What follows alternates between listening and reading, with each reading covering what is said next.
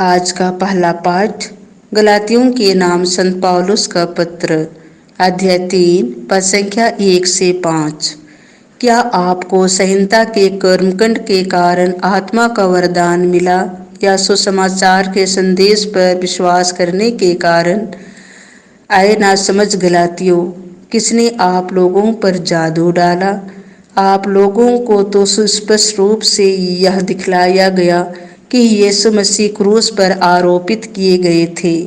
मैं आप लोगों से इतना ही जानना चाहता हूँ, क्या आपको संहिता के कर्मकांड के कारण आत्मा का वरदान मिला या सुसमाचार के संदेश पर विश्वास करने के कारण? क्या आप लोग इतने नासमझ हैं कि जो कार्य आपने आत्मा द्वारा प्रारंभ किया उसे अब शरीर द्वारा पूर्णता तक पहुंचाना चाहते हैं? क्या आप लोगों को व्यर्थ ही इतने वरदान प्राप्त हुए? मुझे ऐसा विश्वास नहीं है।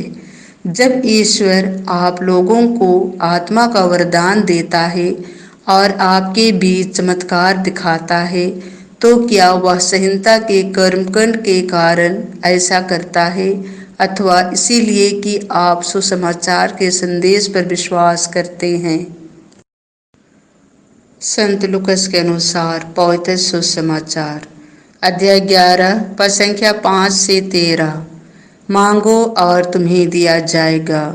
यीशु ने अपने शिष्यों से यह कहा, मान लो कि तुम में से कोई आधी रात को अपने किसी मित्र के पास जाकर कहे, दोस्त मुझे 3 रोटियां उधार दो, क्योंकि मेरा एक मित्र सफर में मेरे यहाँ पहुँचा है और उसे खिलाने के लिए मेरे पास कुछ भी नहीं है।